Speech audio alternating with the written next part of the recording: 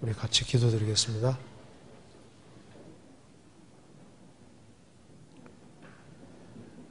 자비로우신 우리 아버지 하나님, 오늘도 저희들을 한자리에 불러 모아 주신 것을 감사합니다. 이 시간 주 성령께서 함께해 주시고 우리의 마음과 생각을 열어주시옵소서.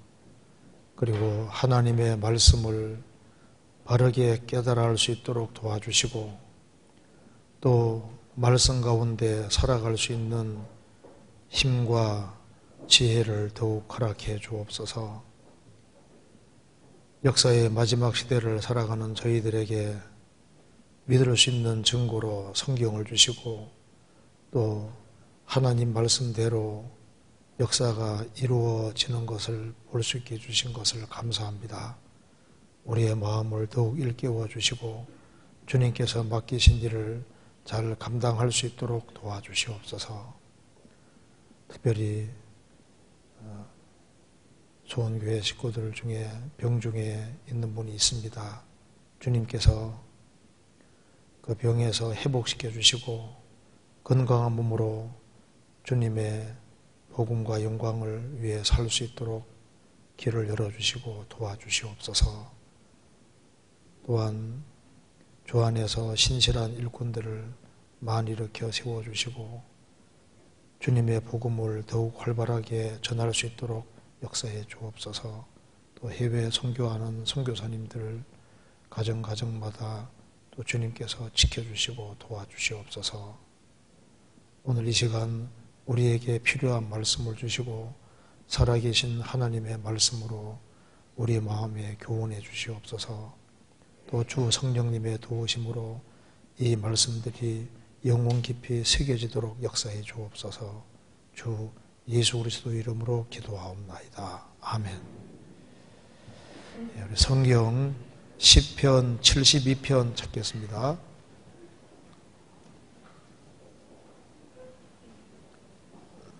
시편 72편 1절입니다.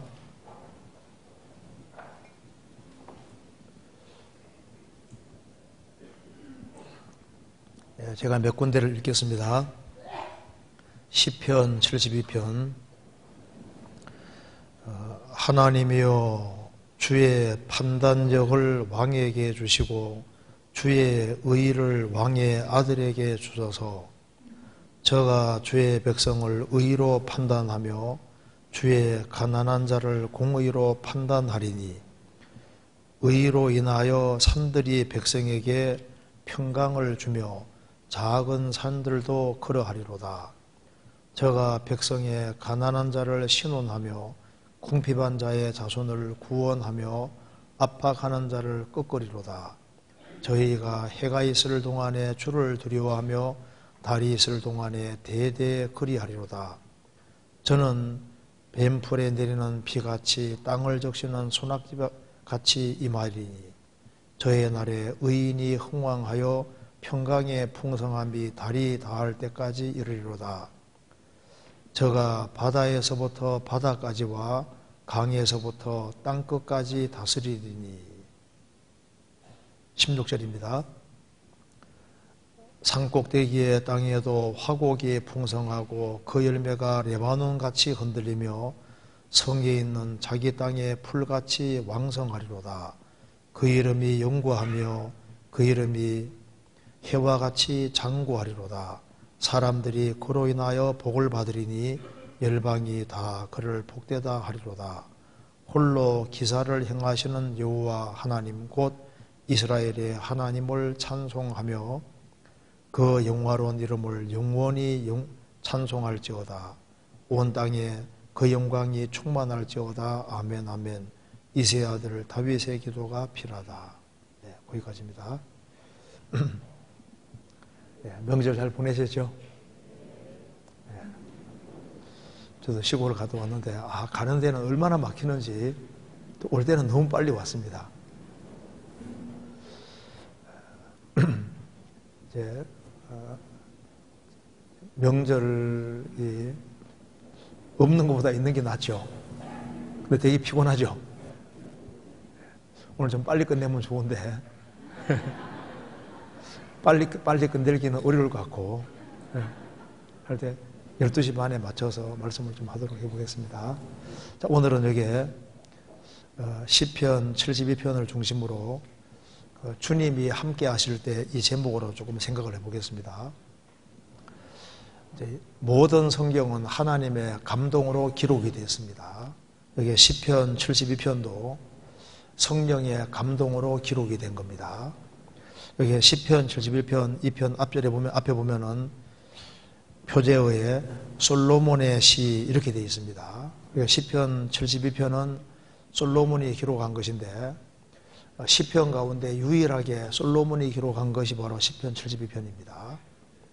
이 시편 72편을 이제 자세히 읽어보면은 솔로몬이 이제 기도하면서 솔로몬이 자기 얘기하면서 예수님 얘기를 하고 있는 겁니다. 그러니까 두 개가 중첩되어 있는 거예요.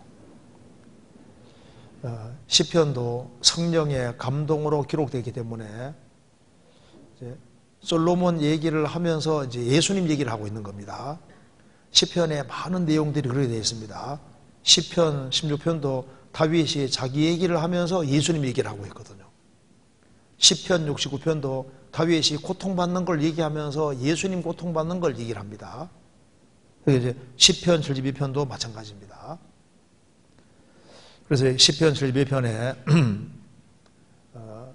솔로몬이 자기 이야기를 하면서 그 예수님으로 말미암아 주어질 축복을 미리 보고 성령의 감동으로 이렇게 기록을 해놓은 겁니다. 예수님이 솔로몬보다 더 큰 이가 여기 있느니라. 솔로몬은 예수님의 그림자가 되는 겁니다. 그래서 여기에 오늘 여기에 시편 72편을 중심으로 해서 솔로몬이 여기에 구한 것이 판단력을 구한 것을 볼 수 있습니다. 1절에 보시겠습니다. 하나님이여 주의 판단력을 왕에게 주시고 주의 의를 왕의 아들에게 주소서. 주의 판단력을 왕에게 주시고 솔로몬 왕에게 주의 판단력을 달라고 기도하고 있습니다. 그리고 주의 의를 왕의 아들에게 주소서. 다윗이 왕이었습니다. 다윗도 왕이고 다윗의 아들 솔로몬도 왕입니다. 그래서 주의 의를 왕의 아들에게 주소서. 다윗의 아들인 솔로몬에게 주소서 이렇게 기도했습니다. 다윗, 여기 솔로몬은 하나님 앞에 구한 것이 기록이 되어 있는데 시편에도 솔로몬은 지혜를 구했다는 것을 볼 수 있습니다. 그가 왜 지혜를 구했냐면은 이스라엘 백성들을 돕기 위해서 지혜를 구했던 겁니다. 그래서 2절에 보면은 저가 주의 백성을 의로 판단하며 주의 가난한 자를 공의로 판단하리니 의로 인하여 산들이 백성에게 평강을 주며 작은 산들도 그리하리로다. 저가 백성의 가난한 자를 신원하며 궁핍한 자의 자손을 구원하며 압박하는 자를 꺾으리로다. 그래서 솔로몬은 지혜를 구했고 그 당대에 정말 실학이 있었습니다. 기쁨이 있었고 그래서 솔로몬 당시에 은이 돌처럼 많았다고 성경 기록하고 있습니다. 이스라엘 백성들은 잔치 속에 살았던 겁니다. 왜냐하면 솔로몬이 그 하나님의 지혜로 다스렸기 때문에 거기에 평강이 있고 안식이라는 것이 있었던 겁니다. 그래서 여기에 솔로몬이 지혜를 구했는데 우리 신앙생활 속에서도 우리가 정말 구해야 될 것이 지혜라는 걸 좀 생각을 해봐야 되겠습니다. 그리고 솔로몬은 이제 자신 얘기를 하면서 예수님을 이야기하면서 특별히 예수님의 재림에 대해서 이야기를 하고 있습니다.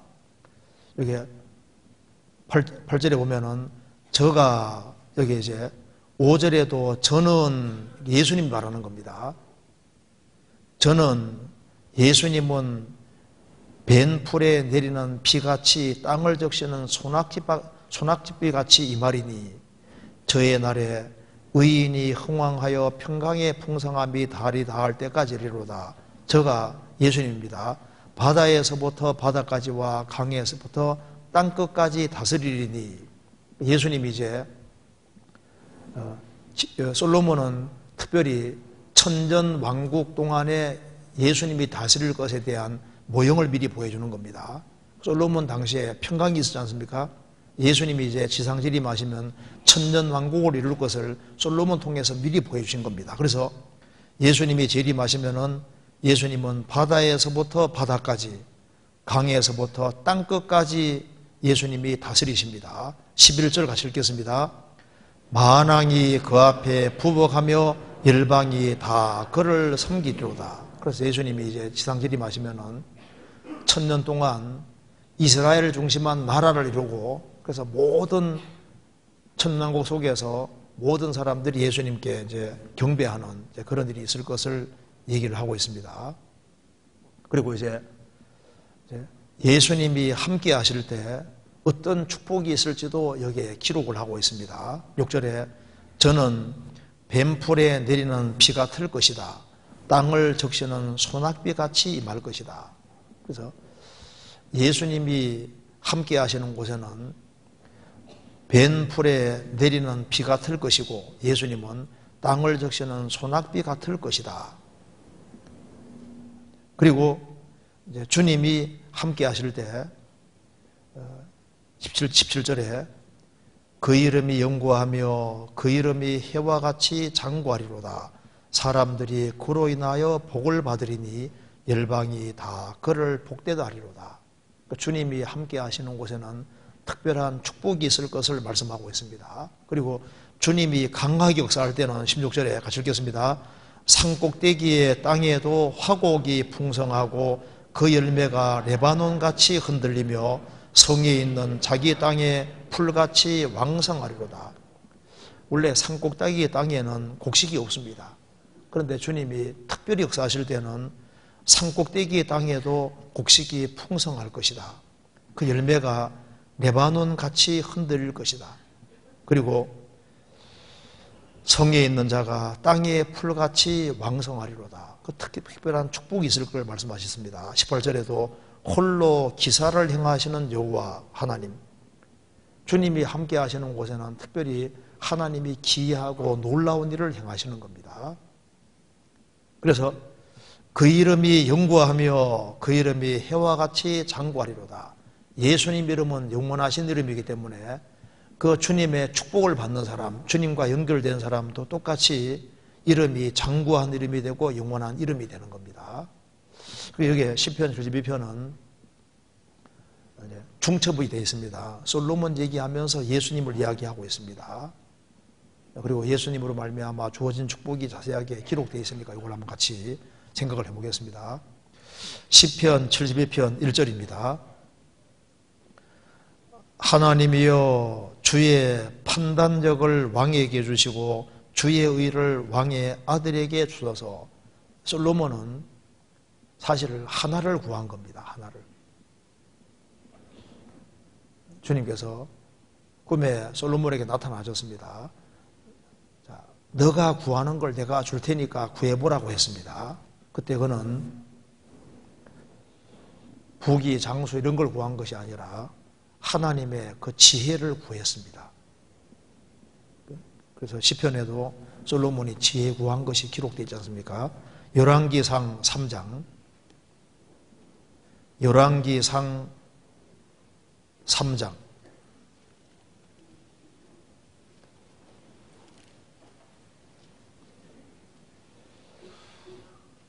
4절입니다.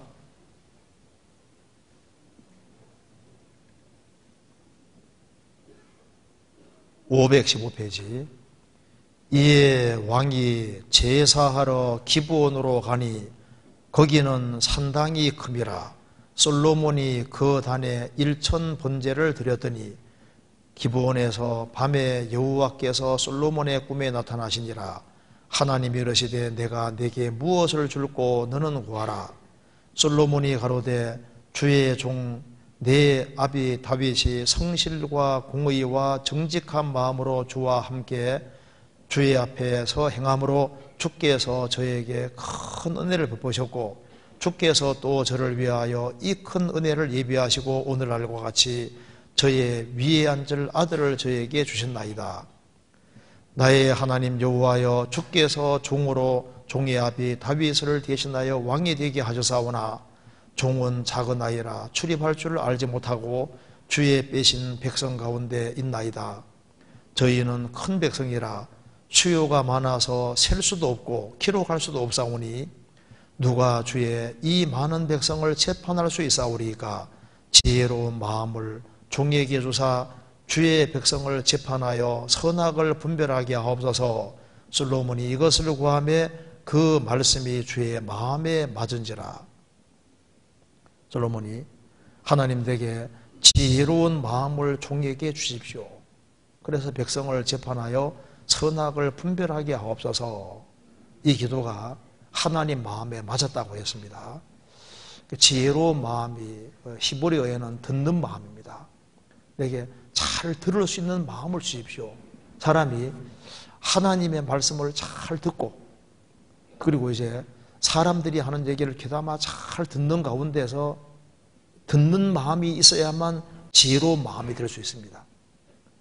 징기스칸은 글자를 모르는 사람이었습니다. 근데 그가 정말 지혜롭게 나라를 다스렸는데, 그 이유는 징기스칸은 경청을 잘했습니다. 경청. 아주 그 천한 사람이 얘기해도 귀를 기울여 잘 들었습니다. 잘 듣는 사람이 지혜로울 수 있는데, 하나님의 말씀을 잘 들을 수 있으면 그 사람은 정말 지혜로운 사람이 될 수 있습니다. 솔로몬은 하나님에게 지혜로운 마음을 주십시오. 잘 들을 수 있는 마음을 주십시오. 자기가 제일 똑똑한 줄 생각하고 그 듣기를 거절하는 사람, 그런 사람은 지혜를 얻을 수 없습니다. 자기 고집대로만 하는 사람 보면 나중에 큰 문제가 생기지 않습니까? 솔로몬은 그 지혜를 구했는데 이 구하는 것이 하나님 마음에 맞으셨다. 그리고 하나님께서 솔로몬이 정말 중요한 지혜를 구하니까 그 외에 여러 가지를 다 주신 겁니다. 우리 신앙생활 속에서도 정말 필요한 것이 뭘까요? 이 복잡한 시대에 정말 필요한 것이 지혜입니다. 그래서 야고보서 1장에 말씀하시기를 너희에게 지혜가 부족하거든 모든 사람에게 후히 주시고 꾸짖지 아니하시는 하나님께 구하라. 그리하면 너희에게 주시리라. 하나님께 지혜를 구하라고 했습니다. 하나님께 지혜를 구하는 사람, 그 하나님이 지혜를 주셨는데 솔로몬은 어떤 지혜냐면은 사람을 바르게 건지고 세우는 그 지혜를 구했던 겁니다. 그래서 솔로몬 통치기에 정말 이스라엘 땅에 큰 평화가 있고 안식이 있었습니다.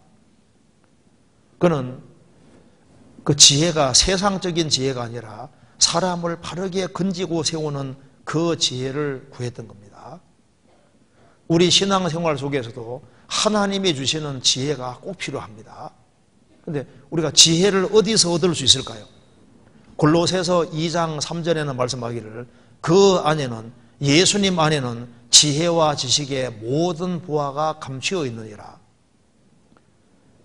그리스도 밖에 있는 사람은 참된 지혜가 없습니다. 우리가 구원받기 전에 그리스도 밖에 있었습니다. 그런데 그리스도 밖에 있는 사람들이 참 인생에 대해서 얘기하고 이것저것 얘기하는 거 보면요, 정말 무식하다는 생각이 많이 듭니다. 답을 모르는 거예요. 강의하는 사람 들어보면 물론 좋은 얘기는 많이 하는데 인생의 근본적인 문제를 풀지를 못하는 겁니다. 그런데 이 그리스도 안에는 모든 지혜가 다 들어있는 겁니다. 그 안에는 지혜와 지식의 모든 보화가 감추어 있느니라. 감추어 있다는 것은 안 찾는 사람에게는 주님이 안 보여주시는 겁니다. 보물 찾듯이 찾고 찾는 사람에게 주님이 하나씩 열어서 보여주시는 거예요. 그래서 참 지혜가 필요한 겁니다. 성경 욥기 28장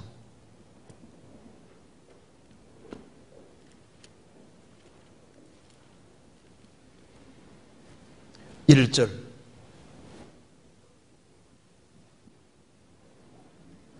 28장 1절입니다. 은은 나는 광이 있고 연단하는 금은 나는 곳이 있으며 철은 흙에서 취하고 동은 돌에서 녹여 얻느니라.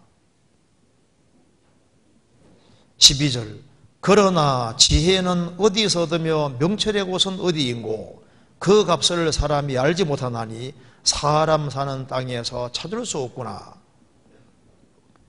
은을 구하려면 은이 나는 광으로 가야 됩니다.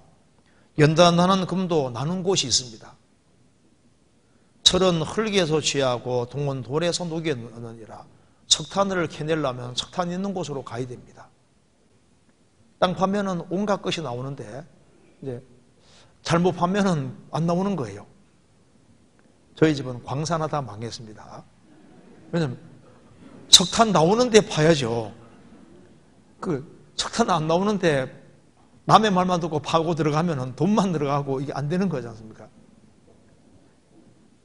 그러니까 이제 뭐든지 나눈 곳이 있는데 참된 지혜는 어디서 얻을 수 있느냐?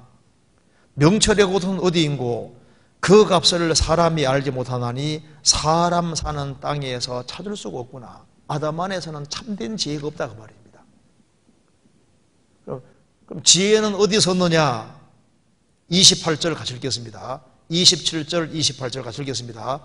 그때 지혜를 보시고 선포하며 하시며 굳게 세우시며 궁구하셨고 또 사람이 이르시기를 주를 경외함이 곧 지혜요 악을 떠남이 명철이라 하시느니라. 사람에게 이르기를 주를 경외함이 곧 지혜요. 하나님을 경외하는 사람에게 하나님이 지혜를 주십니다. 그래서 하나님을 모르고 하나님을 찾지 아니하고 하나님을 경외치 아니하면 참된 지혜를 못 얻습니다. 그래서 하나님을 모르는 사람은 아무것도 모르는 사람이에요. 근본을 모르는 사람입니다. 주를 경외함이 곧 지혜요 악을 떠남이 명철이라 하셨느니라. 악을 고집하는 사람에게는 주님이 지혜를 뺏어가거든요. 악을 떠남이 명철이라 하셨느니라. 그래서 죄에서 구별되는 사람은 하나님과 교통이 되고 정직한 자에게는 주의 교통하심이 있으며 교통하심이 히브리 말로 쏘던데 이게 비밀회의입니다. 그래서 죄를 멀리하는 사람은 하나님이 그를 친밀하게 가까이 해주시고 그래서 하나님과 교통이 되니까 하나님의 지혜를 얻을 수 있습니다. 마음이 청결한 자는 복이 있나니 저희가 하나님을 볼 것이며 그래서 악을 떠남이 명철이라. 악을 떠나는 사람에게는 하나님이 명철을 주시는 겁니다. 명철을. 시편 119편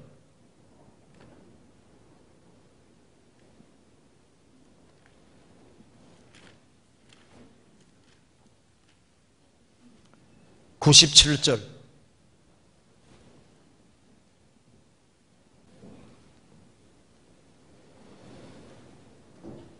내가 주의 법을 어찌 그리 사랑하는지요 내가 그것을 종일 묵상하나이다. 주의 계명이 항상 나와 함께하므로 그것이 나로 원수보다 지혜롭게 하나이다. 내가 주의 증거를 묵상하므로 나의 명철함이 나의 모든 스승보다 성하며 주의 법도를 지킴으로 나의 명철함이 노인보다 성하니이다. 내가 주의 말씀을 지키려고 발을 금하여 모든 악한 길로 가지 아니하여 싸우며 주께서 나를 가르치셨으므로 내가 주의 규례에서 떠나지 아니하였나이다. 주의 말씀의 맛이 내게 어찌 그리 단지요 내 입에 꿀보다 더하니이다. 주의 법도로 인하여 내가 명철게 되었으므로 모든 거짓 행위를 미워하나이다. 여기 내가 주의 법을 어찌 그리 사랑하는지요. 여기 주의 말씀이라 하지 않고 주의 법이라 했습니다. 시편 기자는 지금 이 하나님 말씀을 일종의 법으로 생각하고 있습니다. 법은 어기면 항상 문제가 생기는 거예요. 성경을 접할 때 이 성경이 법이라고 생각하는 것이 필요합니다. 내가 주의 법을 어찌 그리 사랑하는지요. 감탄문입니다. 주의 법을 어찌 그리 사랑하는지요. 그냥 좋아한다고 하지 않고 사랑한다고 했습니다. 내가 그것을 종일 묵상하나이다. 그래서 주의 법을 정말 사랑하는 사람, 그 사람은 지혜롭게 됩니다. 왜냐하면 성경은 지혜 자체가 되는 거예요. 연애 편지가 날아왔는데 대충 읽고 버리는 사람은 그 상대편을 사랑하지 않는다는 증거가 될 겁니다. 사랑하는 사람에게서 날아온 편지라면은 그걸 자세히 읽고 또 읽고 또 읽을 겁니다. 그렇지 않겠습니까? 그리고 그걸 꼭 보존하려고 노력할 겁니다. 연애 편지 받으면 그걸 받아서 그냥 대충 버리는 게 아니잖아요. 자기가 소중히 여기는 사람이라면은 소중히 여기는 사람에게 보내준 것은 그걸 잘 보존하고 보관하려고 하고 자주 들여다보려고 하지 않습니까? 하나님은 눈에 안 보입니다. 눈에 보이지 않는 하나님을 사랑한다는 것을 무엇으로 보일 수 있겠습니까? 그 방법이 여러 가지가 있는데 첫 번째가 성경을 가까이 하는 것 자체가 하나님 가까이 한다는 증거가 되는 거예요. 태초에 말씀이 계시니라. 이 말씀이 하나님과 함께 계셨으니 이 말씀은 곧 하나님이시니라. 눈에 보이지 않는 하나님이 눈에 보이는 모습으로 나타나신 분이 바로 예수님이고 예수님을 설명하는 것이 바로 성경이다 그 말입니다. 그래서 주님을 사랑하는 사람은 틀림없이 성경을 가까이 하는 사람이 되는 겁니다. 그래서 성경을 정말 가까이 한다는 것은 주님을 사랑한다는 분명한 증거가 되는 겁니다. 내가 주의 법을 어찌 그리 사랑하는지요 내가 그것을 종일 묵상하나이다. 주의 계명이 항상 나와 함께하므로 그것이 나로 원수보다 지혜롭게 하나이다. 우리 주변에 원수가 얼마나 많이 있는데요. 원수보다 지혜롭게 되려면 성경을 정말 가까이 해야 됩니다. 내가 주의 증거를 묵상함으로 나의 명철함이 나의 모든 스승보다 성하며 주의 법도를 지킴으로 나의 명철함이 노인보다 성하니이다. 노인보다 모든 스승보다 훨씬 지혜로울 수 있는 길이 있습니다. 그게 바로 성경을 가까이 하는 겁니다. 성경은 사람을 지혜롭게 합니다. 왜? 정답이니까. 6,000살 먹은 사람이 쓴 책이 있고 기억력 감퇴가 없이 완전한 지혜를 기억력을 가진 사람이 쓴 책이 있다면 그건 반드시 소유하고 읽어봐야 될 거 아니에요.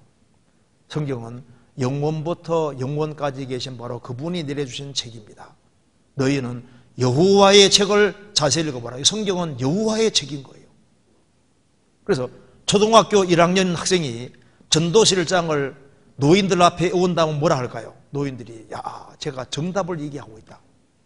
전도자가 가로되 헛되고 헛되며 헛되고 헛되니 모든 것이 헛되도다. 사람이 해 아래에서 수고하는 모든 수고가 자기에게 무엇이 유익한고. 어떻게 알았지? 성경을 부지런히 읽고 외우면 정말 지혜롭게 됩니다. 왜? 정답이니까 정답. 우리 어제 시골에 갔다가 이제 초등학교 2학년 학생이 다른 사람 인생 상담해 주는 과거에 프로가 있었더라고요. 와, 얼마나 그 답을 지혜롭게 아는 초등학교 2학년생인데 깜짝 놀랐습니다. 나이가 어릴지라도 성경의 지혜를 가지고 있으면 정답을 얘기해 줄 수 있는 거예요. 그래서 우리가 생을 살아가는 가운데 인생을 실패하지 않고 정말 지혜롭게 살려면 말씀 가운데 잘 걸어가는 것이 그게 가장 지혜로운 길이 되는 겁니다. 솔로몬은 지혜 구했는데 이게 하나님 마음에 맞습니다. 우리도 이 세상에서 정말 구해야 될 것이 하나님 말씀을 정말 바르게 익힐 수 있도록 하나님 내가 하나님 말씀을 하나하나를 정말 바르게 익힐 수 있도록 도와달라고 하고 그리고 성경을 철저하게 바르게 익히려고 하면은 그 말씀 붙잡는 것이 하나님 붙잡는 겁니다.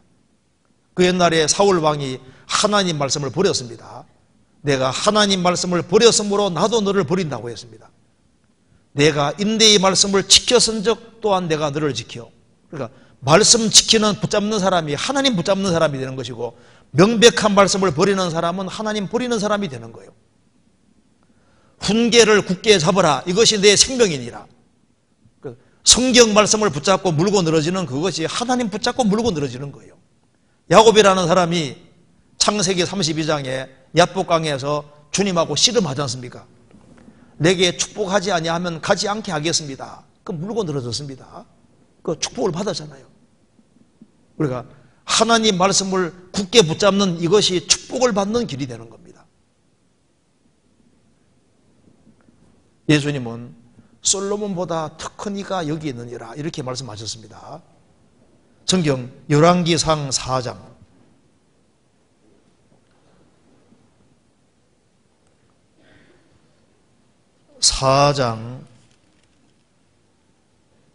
29절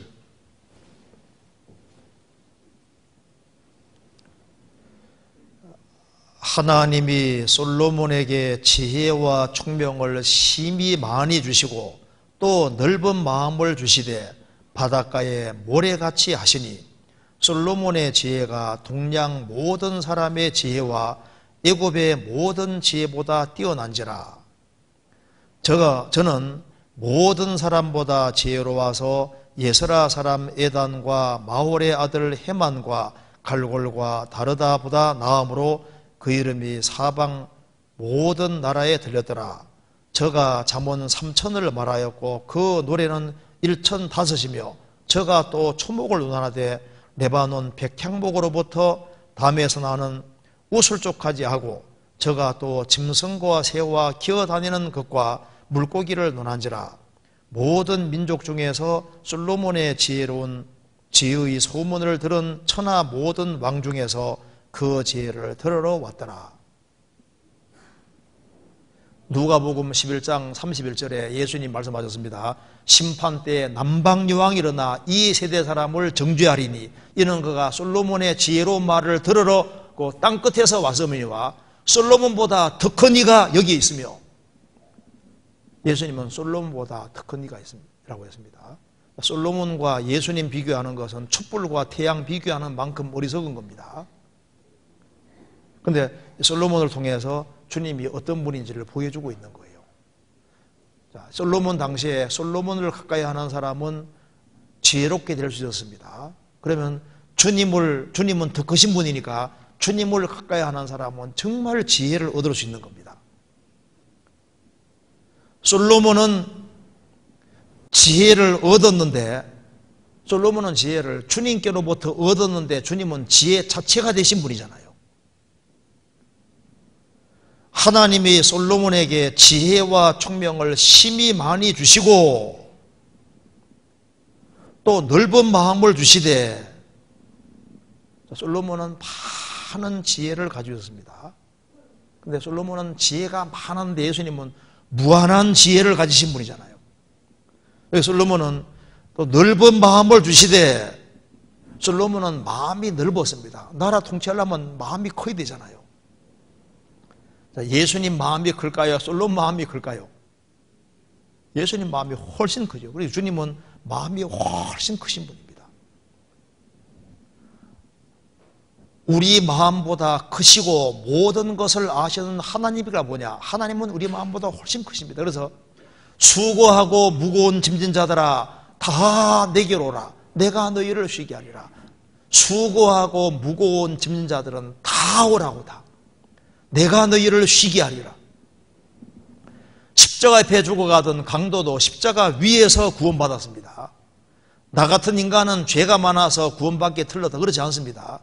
주님 마음은 심히 넓고 주님은 너무나도 자비로우신 분이기 때문에 정말 주님께 나와서 긍휼과 자비를 구하는 사람은 구원해 주십니다. 왜냐하면 주님은 마음이 넓습니다. 솔로몬은 마음이 넓고 아주 큰 안목을 가지고 있습니다. 우리 주님은 훨씬 더 큰 마음과 넓은 안목을 가지고 있습니다. 솔로몬은 마음이 컸습니다. 그래서 그는 마음도 크고 스케일이 굉장히 큰 사람인데, 우리 주님은 그보다 훨씬 큰 사람인 거예요. 솔로몬은 성전 짓는데 7년, 자기 궁전 짓는데 13년, 총 20년 동안 건축했습니다. 주님은 십자가에 죽으시고 부활하신 이후에 지금 2000년 동안 교회를 건축하고 있습니다. 솔로몬보다 더 큰 이가 여기 있느니라. 근데 여기에 29절에 4장 29절에 하나님이 솔로몬에게 지혜와 총명을 심히 많이 주시고 또 넓은 마음을 주시되 바닷가에 모래같이 하시니, 마음이 넓은데 바닷가 모래 같았다고 했습니다. 어떤 분은 참 마음은 한없이 넓은데, 굉장히 넓은데 마음은 바닷가 모래 같지 않습니다. 바닷가 모래는 얼마나 작아요. 그러니까 솔로몬은 마음이 아주 크고 넓은 동시에 마음이 바닷가 모래 같다는 거 뭘 말하냐면 세세하게 다 아는 것을 말하는 겁니다. 세세하게. 그래서 솔로몬은 최고의 지혜를 부여받았기 때문에 아마 자기가 접촉하는 사람들을 다 기억을 했던 것 같아요. 뭐 일단 들었다면 항상 다 기억하는 아주 특별한 물이었던 것 같습니다. 자, 주님은 모든 것을 다 아시는 분입니다. 그러니까 주님은 세심하게 다 아시기 때문에 누가 교회에 왔는지, 누가 슬픔을 겪고 있는지 솔로몬도 속마음은 몰랐거든요. 솔로몬은 여로보암이 참 좋은 사람이라고 생각했습니다. 나중에 그 사람이 사고 치는 사람인데 몰랐던 거예요. 그 지혜롭게 행하는 걸 봤는데 속은 몰랐거든요. 주님은 다 아시잖아요. 주님은 소자에게 냉수 한 그릇 떠준 것도 다 알고 있습니다. 그래서 솔로몬은 보면 만물 박사입니다. 33절에 저가 또 초목을 논하되 레바논 백향목으로부터 담에서 나눈 우슬초까지 하고 또 짐승과 새와 기어다니는 것과 물고기를 논하지라.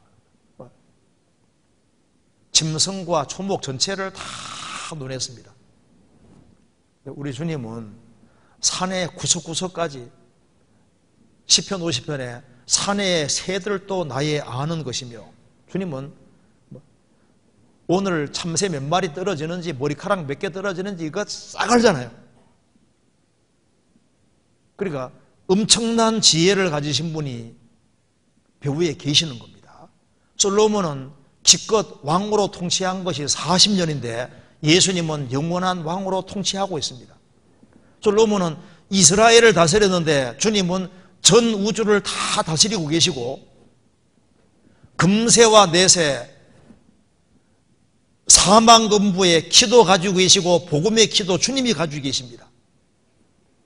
그래서 이 당시에 솔로몬의 통치를 받는다는 것은 정말 축복이었는데 주님의 통치를 받는다는 것은 훨씬 더 놀라운 거예요. 지금 두 나라가 싸우고 있는데 우리가 하나님 나라 안에 들어왔다는 건 축복 중에 축복인 거예요. 솔로몬 당시에 이스라엘 백성들이 굉장히 많았습니다. 아담 때부터 세상 끝날 때까지 소수지 많은 구원받은 사람 다 모아놓으면 엄청 많습니다. 그래서 계시록 7장에 아무라도 셀 수 없는 엄청난 무리가 저 천국에 서게 되는 거예요. 솔로몬에게 시바 여왕이, 에디오피아 시바 여왕이 찾아왔을 때 대답하지 못한 것이 하나도 없었습니다. 우리 주님은 모든 것에 대한 완벽한 해답을 다 갖고 있는 거예요. 이 당시에 솔로몬 왕을 아련하고 보는 것은 얼마나 그 영광스러운 겁니까? 우리는 잠시 후에 주님 모시는 그날 얼굴과 얼굴을 대해서 주님을 보게 되는 겁니다. 그런데 참 이게 안타까운 것은 솔로몬보다 더 큰 이가 여기 있다고 예수님 말씀하셨는데 예수님의 가치를 사람들이 몰라보는 거예요. 예수님 당대 유대인들도 예수님의 가치를 몰라봤습니다. 예수님의 값을 얼마나 친지 아십니까? 매 안식일마다 성경 배우는 유대 종교가들이 예수님의 값을 정해줬는데 은 30입니다. 성경 찾아보겠습니다. 여기 마태복음 26장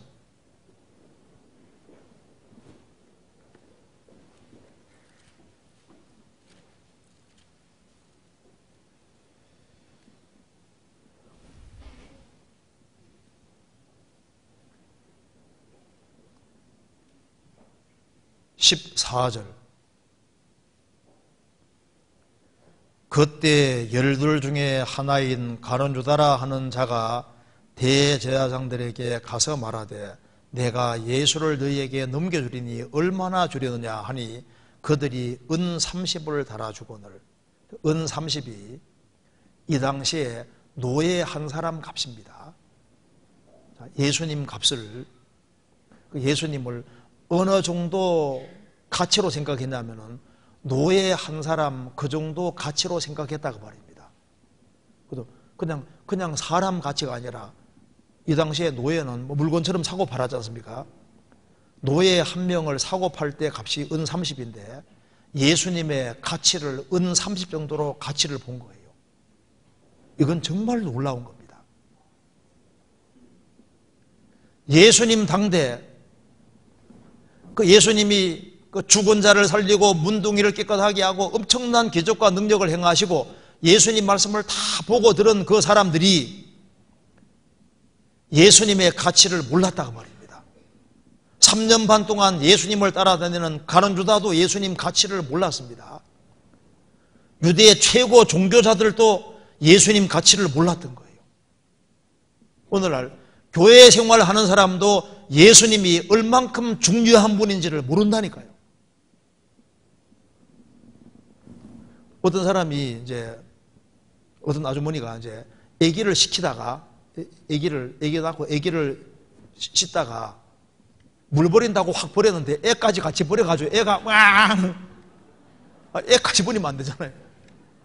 성경 배우는데 제일 중요한 예수님 버리는 사람도 있는 거예요. 예수가 누구냐 하는 것은 정말 중요한 겁니다. 한 나무꾼이 시장에 나무 펄러 갔다가 돌아왔는데 막 집이 다 불타버린 거예요. 동네 사람들이 아이고 안 됐네 하는데 이 나무꾼은 막 열심히 뭘 하나를 찾고 있습니다. 드디어 찾았다. 도끼 하나만 있으면 나무는 패서 얼마든지 건물 지을 수 있으니까 도끼 하나 찾으니까 이거로 충분하다고, 또 지으면 되니까. 다른 게 다 불타고 없어져도 나무꾼에게는 도끼 하나가 딱 필요한 거예요. 우리 인생에게 필요한 것이 예수인데 예수님이 얼마나 중요한지를 알아야 된다니까요. 시편 72편.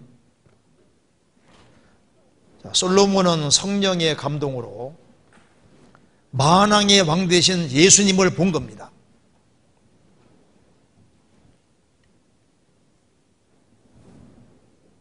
6절. 저는 뱀풀에 내리는 비같이 땅을 적시는 소나기같이 이 말이니. 8절. 저가 바다에서부터 바다까지와 강에서부터 땅끝까지 다스리리니. 11절. 만왕이 그 앞에 부복하며 열방이 다 그를 섬기리로다. 이게 무슨 말이냐면 솔로몬이 이스라엘 민족을 통치한 이것이 바로 예수님이 지상 재림하시면은 1000년 동안 왕도로 탈 것을 미리 보여주신 거예요.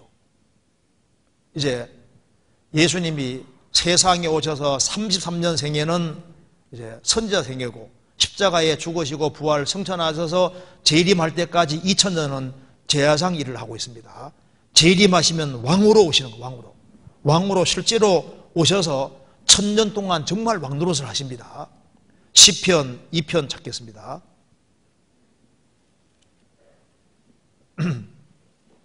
시편 2편.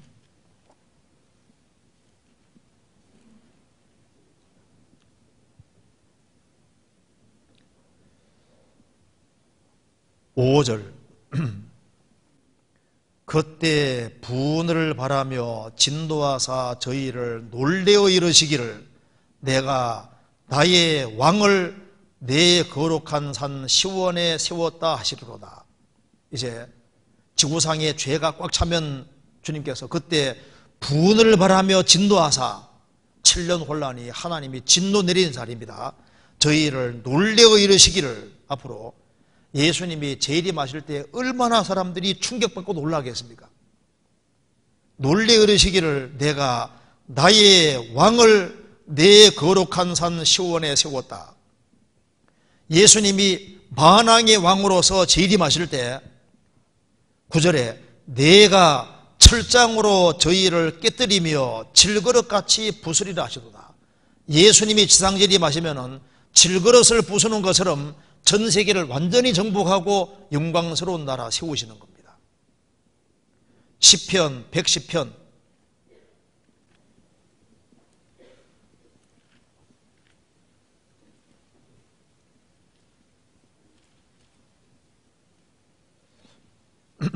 110편 1절입니다. 여호와께서 내 주에게 말씀하시기를 내가 내 원수로 내 발등상 되게 하기까지 너는 내 우편에 앉으라 하셨도다. 이 말씀대로 예수님이 이스라엘 땅에 오셔서 십자가에 죽으시고 부활하셔서 하나님 보좌 우편에 지금 앉으셨습니다. 이게 예수님 오시기 1000년 전의 예언인데 1000년 후에 이 말씀이 그대로 이루어져서 예수님이 부활 성천에서 우편에 앉았단 말은 제사장일을 하고 계시는 겁니다. 그래서 4절에 여호와는 맹세하고 변치 아니하시리로다. 이러시기를 너는 멜기스덱의 반차를 좇아 영원한 제사장이라 하셨도다. 예수님이 지금 멜기스덱의 차례를 좇아 영원한 제사장으로 지금 계십니다. 이제 그 다음에 벌어질 일이 바로 이겁니다. 5절에 주의 우편에 계신 주께서 그 노하시는 날에 7년 혼란입니다. 요랑을 쳐서 파하실 것이라. 열방 중에 판단하여 시체로 가득하게 하시고 여러 나라의 머리를 쳐서 파하시며 길가에 시냇물을 마시고 인하여 머리를 드시리로다. 그래서 예수님이 부활 성전에 하나님 우편에 계시면서 멜기스덱의 차례를 쫓아 영원한 제사장으로 지금 계시다가 재림하실 때는 열왕을 쳐서 파하시고 기상재림하시고 예수님이 1000년 동안 왕노릇을 실제로 하시는데 그 일을 할 때 그 전에 무슨 일이 있냐 하면 이스라엘이 나라가 되는 일이 있는 겁니다. 에스겔 37장 에스겔 37장 21절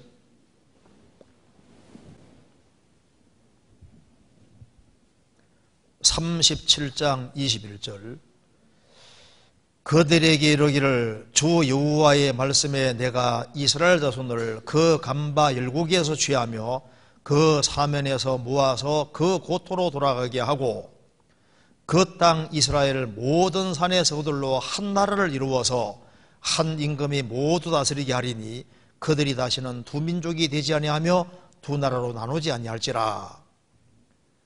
24절 25절 같이 읽겠습니다. 내 종 다윗이 그들의 왕이 되리니 그들에게 다 한 목자가 있을 것이라.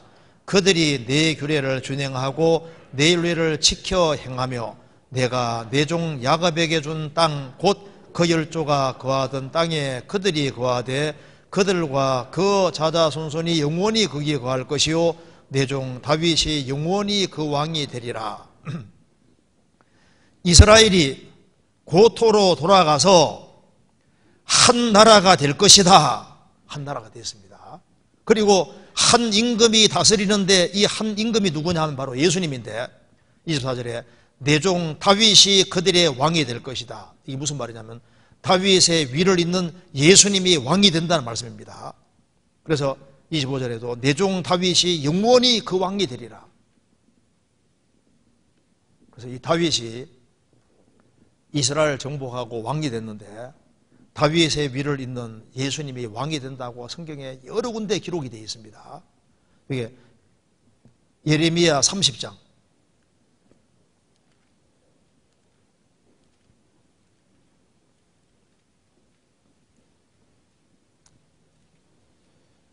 30장 7절입니다.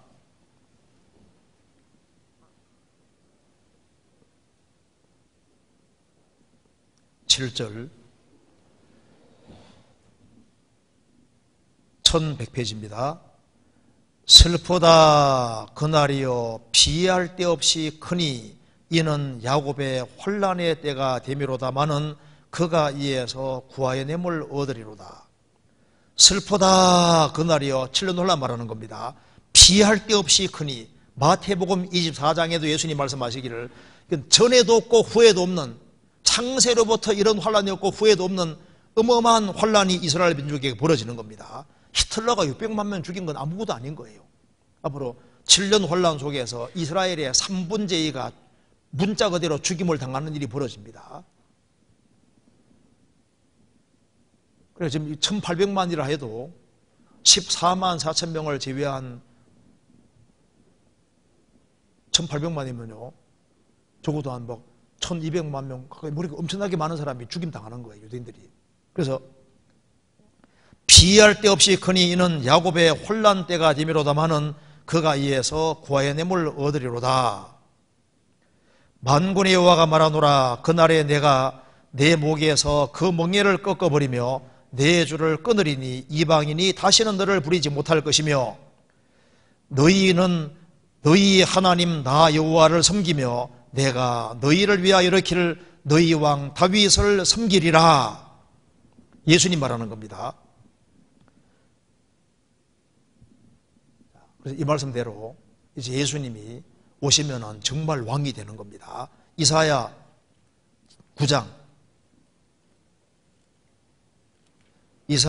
9장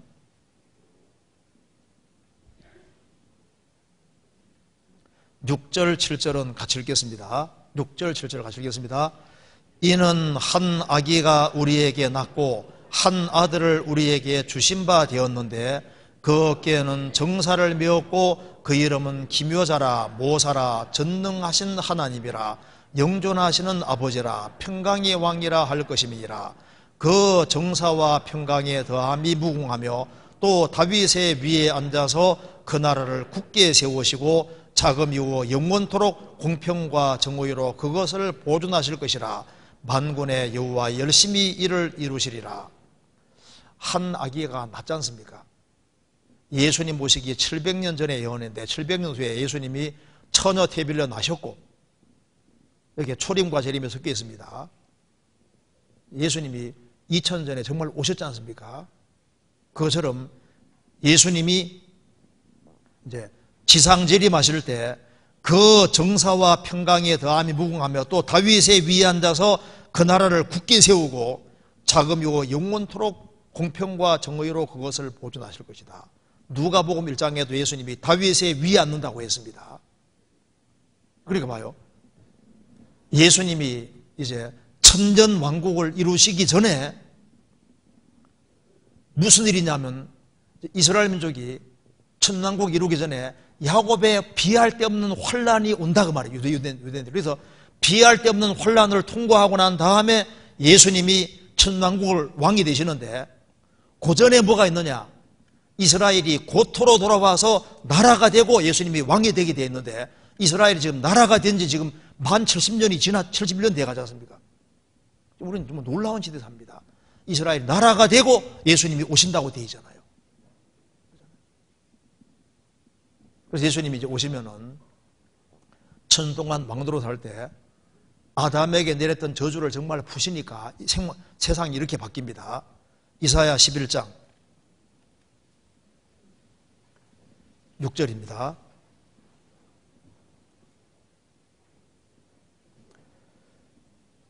그때 이리가 어린 양과 함께 거하며 표범이 어린 염소와 함께 누우며 송아지와 어린 사자와 살찐 짐승이 함께해서 어린아이에게 걸리며 암소와 곰이 함께 먹으며 그것들의 새끼가 함께 엎드리며 사자가 소처럼 풀을 먹을 것이며 젖먹는 아이가 독사의 구멍에서 장난하며 젖된 어린아이가 독사의 굴에 손을 넣을 것이라.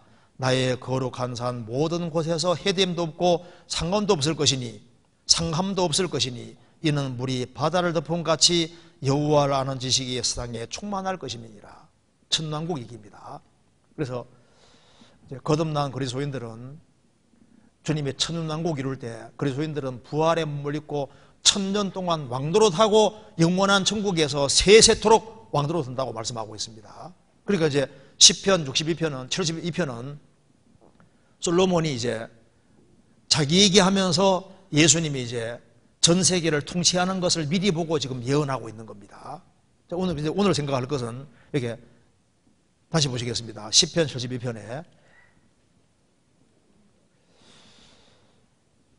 주님이 함께 하는 곳에 있다는 것이 정말 축복인데요.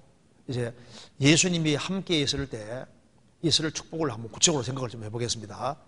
시편 72편 먼저 17절.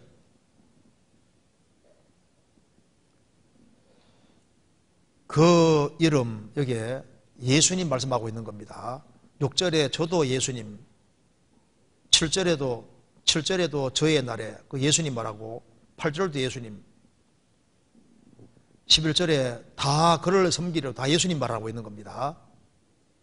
그래서 그 이름이 그 예수님 이름 말하는 겁니다. 예수님 이름이 영구하며 그 이름이 해와 같이 장구하리로다.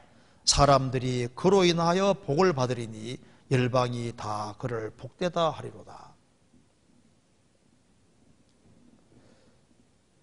그 이름, 예수님 이름이 영구하며, 예수님 이름은 이미 구약에도 약속이 되어 있습니다. 이사야 49장에도 예수님 이름이 미리 약속이 되어 있고, 태어나기도 전에 이름을 예수라 하라고 말씀했습니다. 그 이름이 영구하며, 그러죠. 아담 하와가 죄 짓고 난 이후부터도 그리스도를 바라고 있었습니다. 그러니까 구약 시대부터 계속해서 메시아를 바라고 있었던 거예요.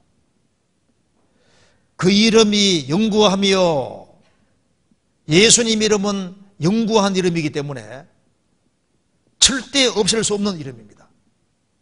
그래서 하나님께서는 모든 이름 위에 예수님 이름을 높이셨고 예수님 이름 앞에 무릎을 꿇게 만드신 겁니다.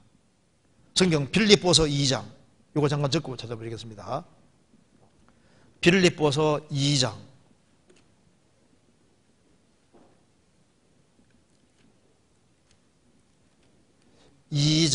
9절.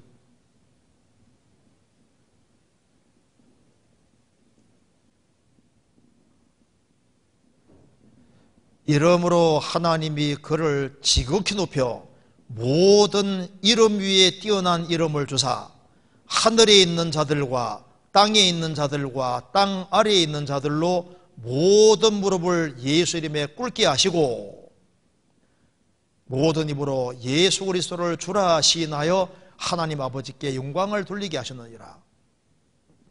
모든 이름 위에 뛰어난 이름이 바로 예수입니다. 제일 뛰어나고 영광스러운 이름 예수입니다. 하늘에 있는 자는 지금 하나님 앞에 가 있는 사람들, 땅에 있는 자들은 지금 땅에 살고 있는 사람들, 땅 아래에 있는 자들은 지금 음부에 가 있는 사람들입니다. 모든 무릎을 예수님에 꿇게 하시고, 구원 안 받은 사람도 예수님은 심판주기 때문에 무릎을 꿇게 되어 있습니다. 어차피 무릎을 꿇게 되어 있습니다.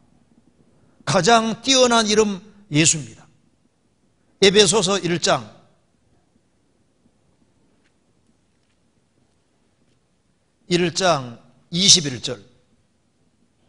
21절 같이 읽겠습니다. 모든 정사와 권세와 능력과 주관하는 자와 이 세상뿐 아니라 오는 세상에 일컫는 모든 이름 위에 뛰어나게 하시고, 이 세상만 있는 것이 아니라 오는 세상이 있습니다. 금세가 있고 내세가 있는데 이 세상에서도 가장 뛰어난 이름은 예수고, 오는 세상에 일컫는 모든 이름 위에 뛰어나게 하시고, 금세와 내세에 제일 뛰어난 이름은 예수입니다. 그 이름이 영구하며, 시편 72편입니다. 17절. 그 이름이 영구하며 그 이름이 해와 같이 장구하리로다. 주님의 이름은 해와 같다고 했습니다. 해의 영향력이 전 세계적인 것처럼 예수님 이름은 전 세계적입니다. 해는 남녀노소를 불문하고 모든 사람에게 영향을 주듯이 예수님 이름은 빈부귀천을 물론하고 모든 사람에게 가장 강력한 영향력을 미치고, 모든 사람이 태양 도움 받듯이 지극히 작은 자, 가장 비참한 사람도 주님의 이름으로 도움을 받을 수가 있는 겁니다. 지금 해의 영향력을 벗어날 수 있는 사람은 없습니다.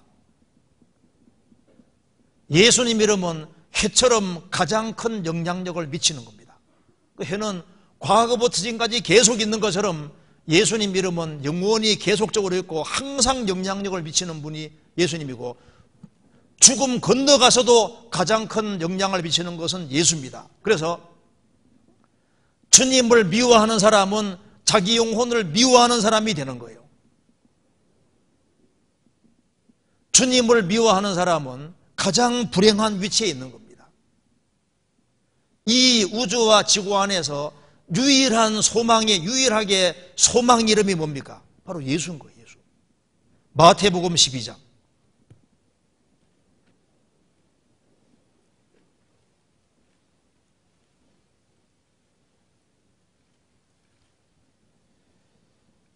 (12장) 21절 같이 읽겠습니다.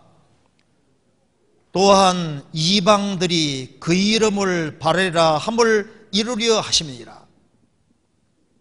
또한 이방들이 예수님 이름을 바라리라. 왜? 그 이름은 소망의 이름이거든.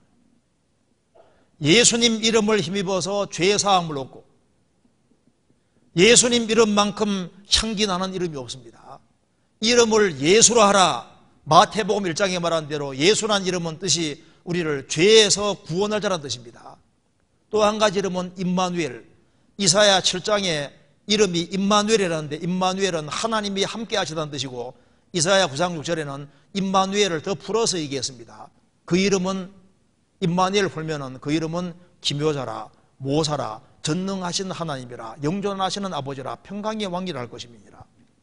임마누엘, 주님이 함께하는 곳에는 무슨 일이 벌어집니까? 임마누엘 풀면은 기묘자라,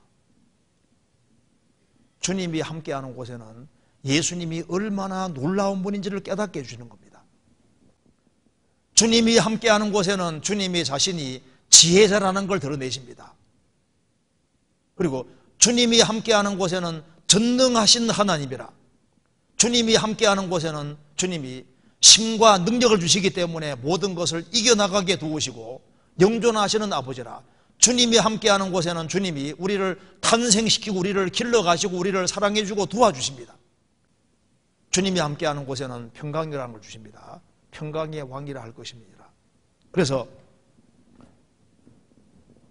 성경의 주제는 예수님입니다.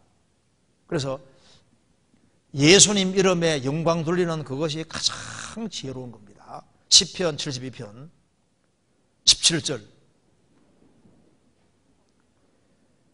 그 이름이 영구하며 그 이름이 해와 같이 장구하리로다. 사람들이 그로 인하여 복을 받으리니 열방이 다 그를 복되다 하리로다. 사람들이 그로, 예수님의 이름으로 인하여 복을 받으리니, 예수님 때문에 죄를 사함받고, 예수님 때문에 우리가 성령을 받았고, 예수님 때문에 하나님 자녀가 됐고, 천국을 소유하게 됐고, 영생을 얻었고, 예수님 때문에 모든 축복을 다 받았으니까 그 이름을 인하여, 그를 인하여 복을 받으리니 열방이 다 그를 복되다 하리로다. 마태복음 25장 34절에 양은 오른편에 염소는 왼편에 두시면서 양에게 말했습니다. 내 아버지께 복받을 자들이여, 창세로부터 너희를 위하여 예비된 나라를 상속하라. 내 아버지께 복받을 자들이여. 우리도 예수님 때문에 복을 받은 겁니다. 가룟 유다는 왜 망했냐 하면은 주님은 끝까지 그를 사랑하고 선대하셨습니다. 가룟 유다가 예수님께 입 맞추고 예수님 팔아먹을 때도 예수님 뭐라 했습니까? 친구여, 입 맞춤으로 나를 배반하느냐. 예수님이 끝까지 친구라고, 친구. 주님을 배반하는데도 불구하고 예수님은 친구라고 끝까지 선대했는데, 그는 끝까지 주님을 등지는 길을 택했습니다. 그로 인하여 복을 받으리니 열방이 다 그를 복되다 하리로다. 우리가 구원을 받았다는 건 이건 정말 놀라운 거예요. 내 인생에서 정말 잘한 것이 뭐겠습니까? 예수님 믿고 구원받은 그것이 가장 잘한 것에 속하는 겁니다. 이거보다 더 큰 축복은 없는 거예요. 이거 한번 잠깐 적고 한번 찾아볼까요? 여기에 에스겔 25장 보시겠습니다. 제가 이거 보면서 에스겔 25장 8절에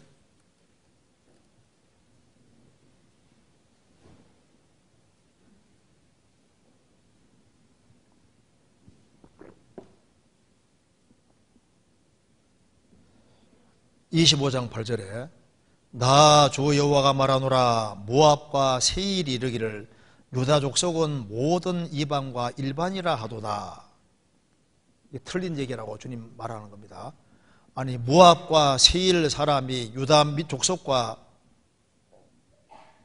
모압과 세일 사람들이 유다 족속은 모든 일반과 이방인과 똑같아.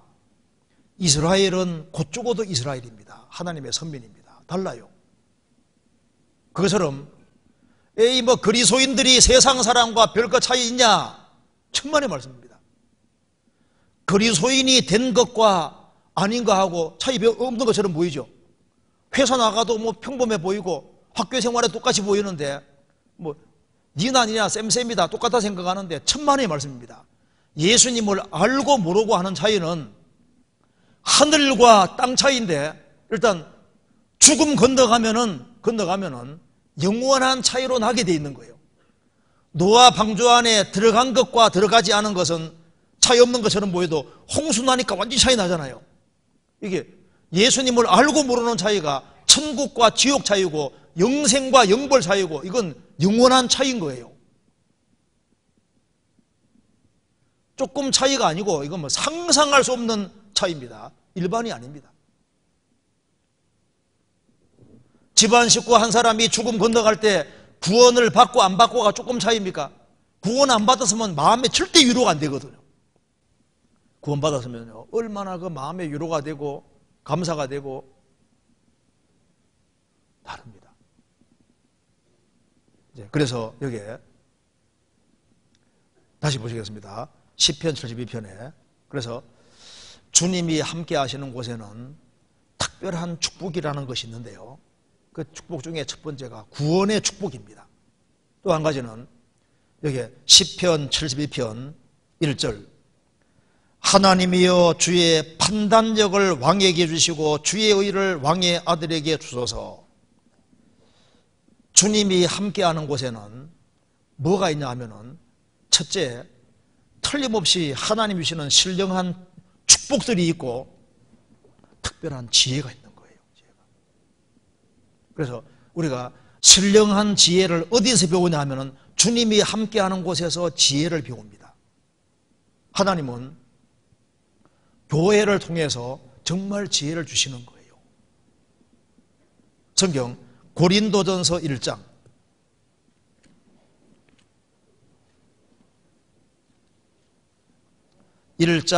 30절,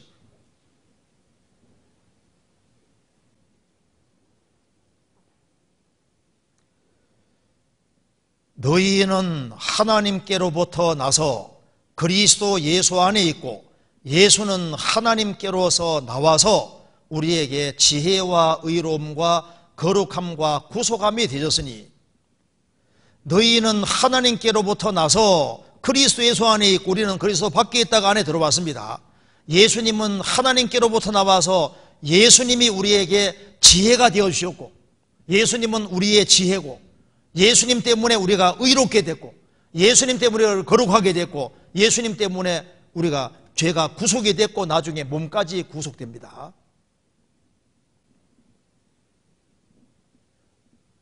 예수님이 우리 지혜입니다. 이제 예수님이 내 속에 들어오고 난 다음부터는 지혜가 생기죠. 참 신기하게도 지혜가 생깁니다. 먼저 성경이 좀 이해되기 시작하잖아요. 찬송가가 이해가 됩니다. 그리고 구원받은 사람 간증하는 거 들으면 내가 깨달은 거하고 똑같네, 이해가 되기 시작하잖아요. 깨달음이 생기고 분별력이 생기고, 좀 놀랍게도 인생의 가치관이 딱 바르게 됩니다. 금세뿐 아니라 내세가 있구나, 영원을 위해 살아야 되겠구나, 이게 이제 제정신이 딱 들어오는 거예요. 그리고 하나님께서 교회를 통해서 하나님이 각종 지혜를 알게 해주시는 겁니다. 그래서 이제 주님이 함께하는 곳에는 구원의 지혜가 있고 성장하는 지혜가 생기고 전도하는 지혜, 일상생활 속에서 주님이 계속 지혜를 주시는 거예요.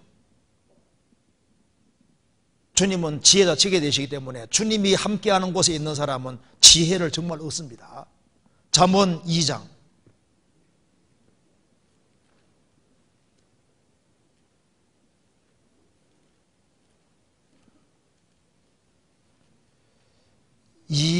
6절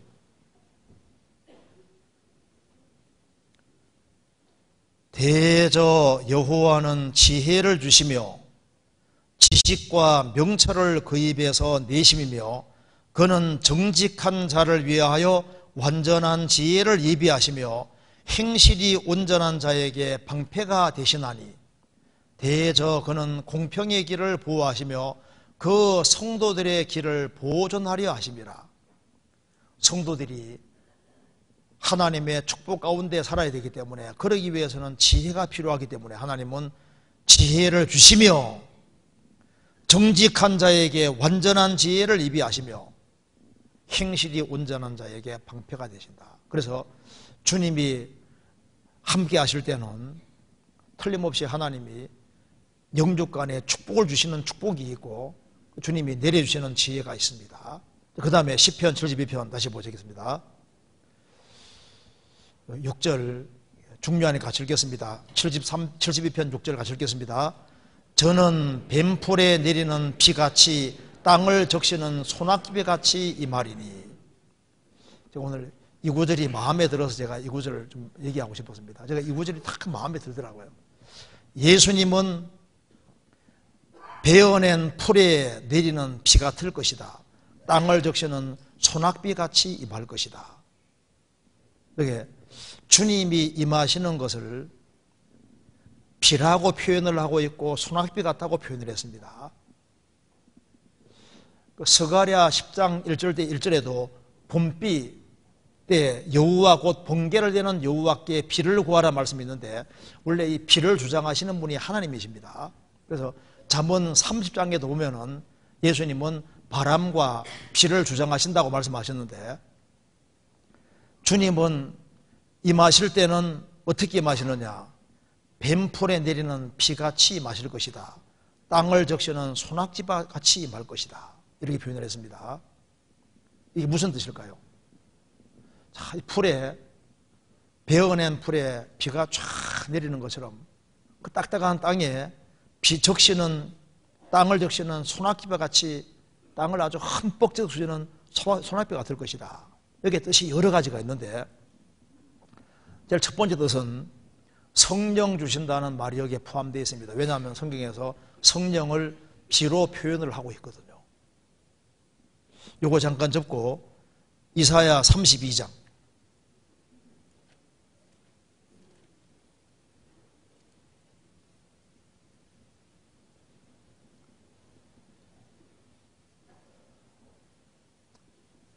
32장 5절에 어리석은 자란 말이 나와 있고 7절에 괴율한 자리 나와 있고 8절에는 고명한 자란 말이 나와 있는데 8절에 고명한 자는 고명한 일을 도모하리니 그는 항상 고명한 일에 서리라. 그럼 여기 어리석은 자, 거짓이 많은 자하고 대비해서 고명한 자가 나와 있는데 어떻게 해서 고명한 자가 되느냐? 그 키가 그 뒤에 나와 있습니다. 15절 같이 읽겠습니다. 필경은 위에서부터 성신을 우리에게 부어주시리니 광야가 아름다운 밭이 되며 아름다운 밭은 살림으로 여기게 되리라.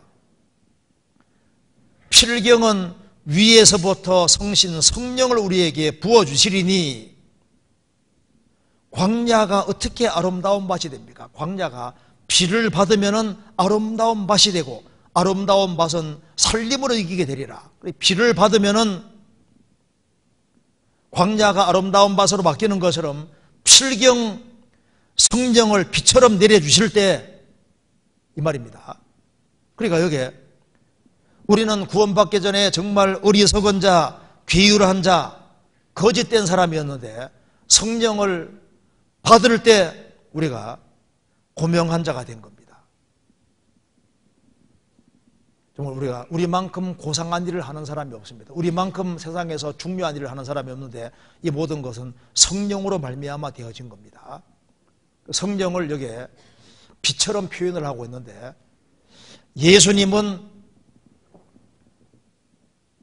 비처럼 임하실 것이다. 저는 뱀풀에 내리는 비 같을 것이다. 땅을 적시는 소낙비 같을 것이다. 그렇죠. 어느 날 성령이 함께 역사하실 때 비가 내리는 것처럼 우리 영혼, 우리가 구원받기 전에 마음이 아주 캉팡하고 딱딱 광야처럼 딱딱했는데 성령이 예수님으로 말미암아 죄를 사함받는 순간에 성령이 비처럼 들어오실 때 그 광야같이 그 메마른 땅 그 자체가 부드럽게 바뀌고 거기에서 싹이 나잖아요. 뱀풀에 내리는 비같이 주님이 함께하는 그곳에는 성령 역사가 있을 것을 말씀하는 겁니다.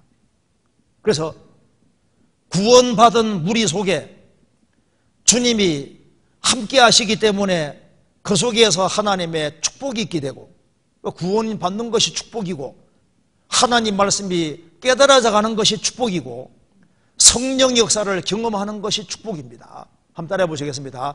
주는 영이시니 주의 영이 계신 곳에는 자유함이 있느니라. 우리가 성령이 함께하는 곳에 있으면 같이 비를 흠뻑 맞는 것처럼 수낙비를 흠뻑 맞는 것처럼 성령이 우리 마음속에 광야 같은 우리 마음속에 정말 역사를 하시는 거예요. 또한 비가 타는 표현이 뭐냐면 비는 은혜를 가르치고 있습니다. 시편 84편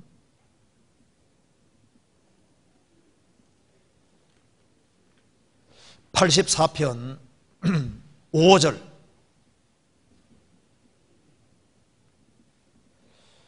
뱀풀에 내리는 비 같고 땅을 적시는 소낙비 같다. 그 뜻이 뭐냐 하면은 여기 5절에 주께 힘을 얻고 그 마음에 시온의 대로가 있는 자는 복이 있나이다.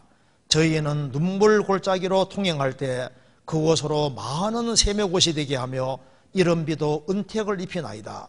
저희는 힘을 얻고 더 나아가 시온에서 하나님 앞에 각기 나타나리이다. 우리가 구원받고 생을 살아가는 가운데 눈물 골짜기를 통과하게 됩니다. 눈물 골짜기, 박하 골짜기, 눈물 골짜기로 통행할 때 그곳으로 많은 샘의 곳이 되게 하며 이른 비도 은택을 입히나이다. 특별히 눈물 골짜기를 통행할 때 거기에서 비를 많이 경험하게 되는데 그 비가 은혜를 가리키는 은혜. 주님이 함께하는 곳에는 틀림없이 주님이 그 사람에게 은혜를 듬뿍 내려주시는데 특별히 언제 은혜를 많이 느끼냐 하면은 눈물 골짜기를 통행할 때 그곳에서 샘이 터지고 이른 비도 은택을 입히나이다. 그 은혜가 내려온다는 겁니다. 그래서 하나님은 모든 은혜의 하나님이십니다. 에베네셀은 하나님이 여기까지 도우셨다. 사무엘이 적을 이기고 난 이후에 돌을 세웠습니다. 하나님이 여기까지 도우셨다. 여기까지 도우셨다는 말은 넘치게 도우셨다는 뜻입니다. 에베네셀을 도움의 돌인데 우리가 이제 과거를 돌이켜보면 주님이 여러 가지로 은혜를 많이 베푸신 걸 알 수 있습니다. 은혜의 하나님. 그래서 비를 내리듯이 우리에게 은혜를 계속적으로 내려주셨던 겁니다. 또한 여기에 비는 또 한 가지 뭘 가르치냐면 말씀을 내려주신다는 뜻입니다. 말씀을. 성경 신명기 32장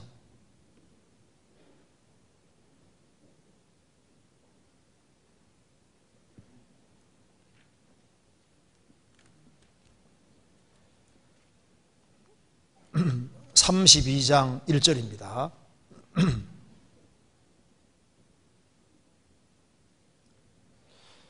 하늘이여 귀를 기울이라 내가 말하리라. 신명기 32장 1절입니다. 하늘이여 귀를 기울이라 내가 말하리라. 땅은 내 입의 말을 들을지어다. 나의 교훈은 내리는 비요 나의 말은 맺히는 이슬이요 연한 풀 위에 가는 비요 채소 위에 담비로다. 주님의 말씀을 가리켜서 내리는 비요 나의 말은 맺히는 이슬이요 연한 풀 위에 가는 비요 채소 위에 담비로다. 그래서 주님이 함께 하실 때는 말씀을 주님 내려주시는데 사람이 말을 안 들으면 주님께서 말씀을 싸매십니다. 주님이 함께 하시면 말씀을 열어주시는 거예요. 시편 72편 다시 보시겠습니다. 72편에 그래서 주님이 함께 하시는 곳에는 저는 뱀풀에 내리는 비같이 땅을 적시는 소낙비같이 임하실 것이다. 그래서 주님이 함께 하시는 곳에는 성령님이 역사하시고 성령께서 은혜를 내려주시고 말씀을 깨닫게 영혼 속에 깨닫게 도와주시는 겁니다. 그리고 주님이 함께 하시고 크게 역사해 주시면 16절에 산꼭대기 땅에도 화곡이 풍성하며 하고 그 열매가 레바논같이 흔들리며 성에 있는 자가 땅의 풀같이 왕성하리로다. 주님이 함께 하시면은 여기 열매가 화곡이 풍성할 것이다. 주님이 함께하는 곳에는 반드시 뭐가 있냐면은 열매라는 것이 있습니다. 열매. 그게 특징인 거예요. 어느 사람 말합니다. 우리는 주님 역사하는 교회라는데 사람이 구원을 받는 일이 없는 거예요. 주님이 함께 하시는 곳에는 틀림없이 주님 뭐가 있게 하시냐 하면은 열매가 있게 만들어 가십니다. 열매가. 성경 호세아서 14장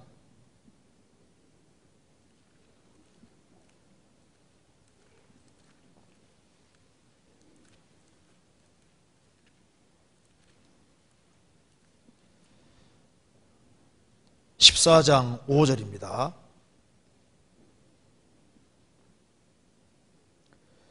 내가 이스라엘에게 이스라엘과 같으리니 저가 백합화같이 피겠고 레바논 백향목같이 뿌리가 박힐 것이라. 그 가지는 퍼지며 그 아름다움은 감람나무와 같고 그 향기는 레바논 백향목 같으리니 그 그늘 아래에 거하는 자가 돌아올지라. 저희는 곡식같이 수성할 것이며 포도나무같이 꽃이 필 것이며 그 향기는 레바논의 포도주같이 되리라. 주님이 이슬과 같은 모습으로 다가오시면은 저는 백합화같이 아름답게 필 것이다. 가시나무가 아니라 백합화 같은 같이 필 것이고 아름다운 인생이 될 것이고 레바논 백향목같이 뿌리가 박힐 것이라. 뿌리 깊은 견고한 인생이 될 것이다. 그 가지는 퍼지며 그 말은 좋은 영향을 미치는 사람이 될 것이고 그 아름다움은 감람나무 같을 것이다. 하나님과 사람에게 영광 돌리는 감람나무란 말씀대로 좋은 영향력을 미치고 하나님과 사람에게 영광 돌리는 그런 사람이 될 것이고 그 향기는 레바논 백향목같이 향기 짙은 인생이 될 것이고 그 그늘 아래에 거하는 자가 돌아올지라. 주님이 구원받을 만한 사람을 연결시켜 주시고 사람들이 오게 만들어 주십니다. 저희는 곡식같이 소성할 것이며 포도나무같이 꽃이 필 것이며. 그래서 돌아오는 사람들이 곡식같이 소성할 것이며 제대로 알곡이 되고 포도나무같이 꽃이 필 것이며 기쁨을 줄 것을 말씀하신 겁니다. 그래서 주님이 역사하시는 곳에는 틀림없이 뭐가 있냐 하면은 결실과 열매가 있는 겁니다. 그래서 너희가 과실을 많이 맺으면 내 아버지께서 영광을 받으실 것이요. 그 말씀대로 화곡이 풍성하실 할 것이다. 그런데 시편 72편 다시 보시겠습니다. 72편에 그런데 여기에 곡식이 풍성한데 16절에 산꼭대기 땅에는 원래 곡식이 안 되는 거예요. 그런데 산꼭대기 땅에도 화곡이 풍성할 것이다. 너무나도 척박한 땅인데 하나님이 크게 역사하시면 거기도 열매가 맺히는 겁니다. 우리 지역교회 가보면요 정말 열악한 곳에 있는데 식구들이 정말 서로 사랑하고 하나가 되고 주님이 함께 역사하시면은 제대로 사람들이 탁탁탁 구원받아 갑니다. 신기해요. 그래서 저도 이제 집회 지방에 좀 다니는데 꼭 큰 교회 간다고 결실이 꼭 많은 건 아니거든요. 조그만 교회 초청받아 갔는데, 야, 신기하게도 주님이 막 구원받을 만한 사람을 쫙 연결시켜 놔가지고 얼마나 신나는지요. 집회 한번 제대로 구원받고 딱 붙는데, 그러니까 여기에 산꼭대기 땅에도 화곡이 풍성할 것이다. 구역이나 교구도 마찬가지인데, 어떤 데는 정말 열악한 구역이고 교구인데 산꼭대기 땅 같은 데인데도 불구하고 제대로 사람들이 다 구원받아 가거든. 주님이 함께 하시고 특별하게 축복해 주시면 예상치 못한 곳에서 많은 결실들이 생길 수 있을 것을 말씀하시는 겁니다. 산꼭대기 땅에도 곡식이 풍성할 것이다. 그래서 주님께 향하는 마음이 정말 제대로 되어 있으면 주님이 크게 역사할 수 있는 겁니다. 스가랴 14장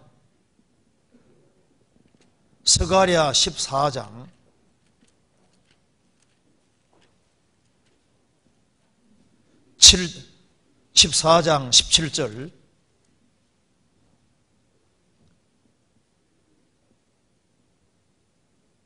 1326페이지입니다. 이 천년왕국 얘기인데요. 14장 17절 같이 읽겠습니다. 천하 만국 중에 그 왕 만군의 여호와께 숭배하러 예루살렘에 올라오지 아니하는 자에게는 비를 내리지 아니하실 것인즉, 천년왕국에 대한 얘기인데, 여기 보면은 만군의 여호와께, 천년왕국 동안에 주님이 왕노릇 하실 때 예루살렘에 주님께 숭배하러 오는 자에게는 비를 내리시고 숭배하러 오지 않는 자에게는 징계로 비를 안 내리실 것이다. 그러니까 숭배와 비가 연결되어 있잖아요. 그것처럼 주님을 높이는 곳에는 이게 비가 연결되어 있다는 거예요. 그래서 이스라엘도 주님을 잘 섬길 때에는 주님께서 적절하게 비를 내려주신 것처럼 우리 은혜도 마찬가지입니다. 은혜도 하나님 앞에 마음을 정말 낮추고 하나님의 은혜와 자비를 구하는 사람은 주님께서 은혜를 비처럼 내려주셔서 예상치 못한 것에서 주님이 특별한 축복을 경험하도록 만들어 가시는 거예요.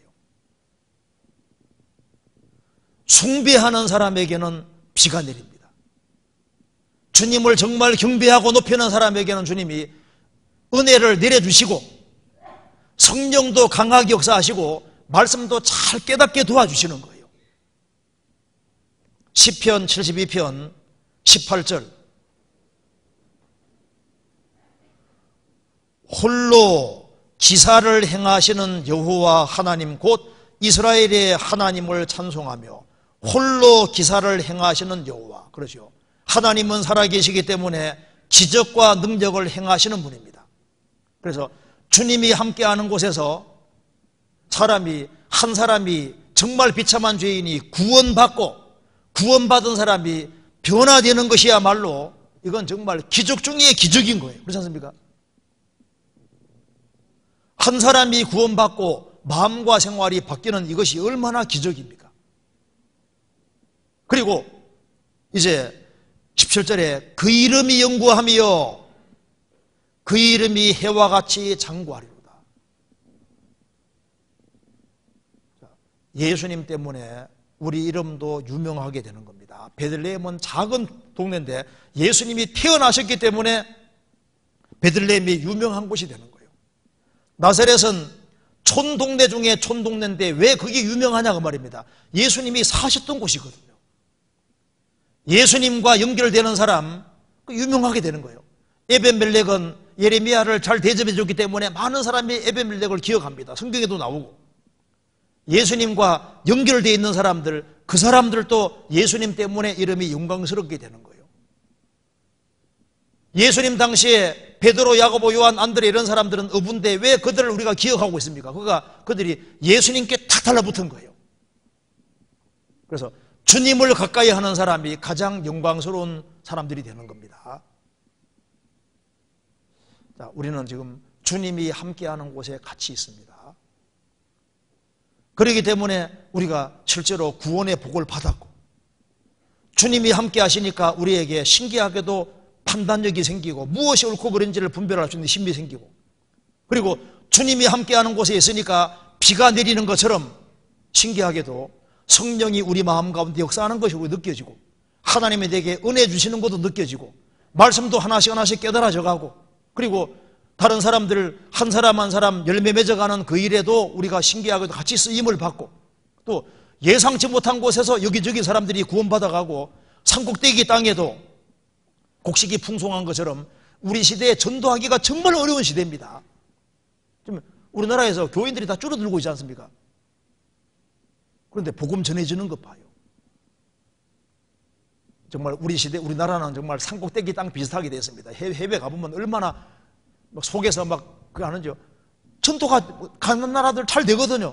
한국도 잘 됐는데 전도하기가 어려운 우리나라에 지금 여기 우리나라 땅이 산꼭대기 땅처럼 되고 있는데 거기에도 주님이 역사하시면은 화곡이 풍성하다. 우리가 집안 식구들을 전도 안 된다고 실망하지 말고 주님이 역사해 주시면은 산꼭대기 땅에도 곡식이 풍성하게 되는 것처럼 우리 강팍한 자식도 주님 도와주시면은 구원될 수 있는 겁니다. 그렇잖아요. 너희에게 겨자씨 안 할 만한 믿음이 있으면은 산도 옮긴다고 말씀한 것처럼 주님이 도와주시면은 불가능하게 보이는 사람도 구원받게 되는 겁니다. 우리가 이제 주님께 바짝 매달리는 것이 필요할 것 같습니다. 같이 기도하시겠습니다.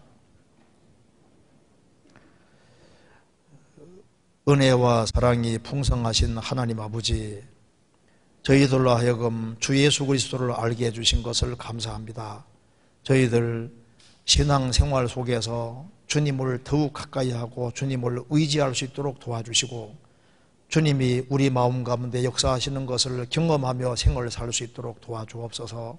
저희들은 너무나도 연약하고 어리석습니다. 주님께서 도와주시지 아니하시면 저희들은 올바르게 행할 수 없습니다. 특별히 병중에 고통하시는 분들 주님께서 일일이 함께해 주시고 주의 역사와 능력을 나타내 주시고 자비를 베풀어 주옵소서. 오늘 나머지 모든 시간도 도와주시옵소서. 주 예수 그리스도 이름으로 기도하옵나이다. 아멘. 찬송 같이 부르시겠습니다. 찬송가 27장입니다. 27장